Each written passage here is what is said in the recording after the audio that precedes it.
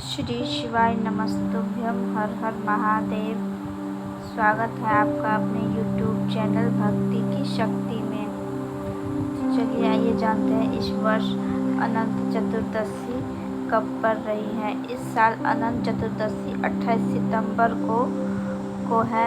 हर साल यह पर्व भाद्र मास में शुक्ल पक्ष की चतुर्दशी तिथि को मनाया जाता है। अनंत चतुर्दशी पर भगवान विष्णु के अनंत रूप की पूजा की जाती है, इसलिए इसे अनंत चतुर्दशी के नाम से जाना जाता है। इस व्रत को करने से भगवान विष्णु की कृपा प्राप्त होती है, जीवन में सभी समस्याओं का अंत होता है। इस दिन विधि विधान से भगवान विष्णु की पूजा के साथ व्रत की कथा भी पढ़ी जाती है। तो चलिए आइए जानते हैं अनंत चतुर्दशी की व्रत की कथा। बहुत समय पहले एक तपस्वी ब्राह्मण था जिसका नाम सुमंत और पत्नी का नाम दीक्षा था। उसकी सुशीला नाम की एक सुंदर धर्मपराया कन्या थी। जब सुशीला बहुत बड़ी हुई तो उसकी माँ दीक्षा की मृत्यु हो गई। तब उसके पिता सुमंत ने कर्कश नाम की स्त्री से विवाह किया। कुछ समय बाद ब्राह्मण सुमंत ने अपनी पुत्री सुशीला का विवाह ऋषि कौंडिल्य के साथ करा दिया। विवाह में कर्कश ने विदाई के समय अपने जवाई को ईंट और पत्थर के टुकड़े बांध दिए। ऋषि कौंडिल्य को यह व्यवहार बहुत बुरा लगा। वे दुखी मन के साथ अपनी सुशीला को विदा कराकर अपने साथ लेकर चल दिए। चलते चलते रात्रि का समय हो गया। तब सुशीला ने देखा कि संध्या के समय नदी के तट पर बहुत सुंदर वस्त्र धारण करके स्त्रियां किसी देवता का पूजन कर रही हैं।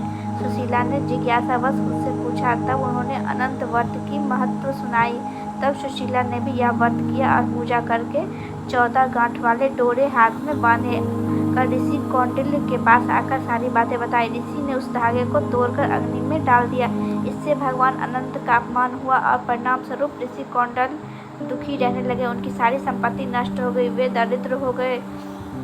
उस दिन उन्होंने अपनी पत्नी से कारण पूछा तो सुशीला ने दुख का कारण बताते हुए कहा कि आपने अनंत भगवान का डोरा जलाया। इसके बाद ऋषि कौंडिल्य को बहुत पश्चाताप हुआ। वे अनंत डोरे को प्राप्त करने के लिए वन चले गए।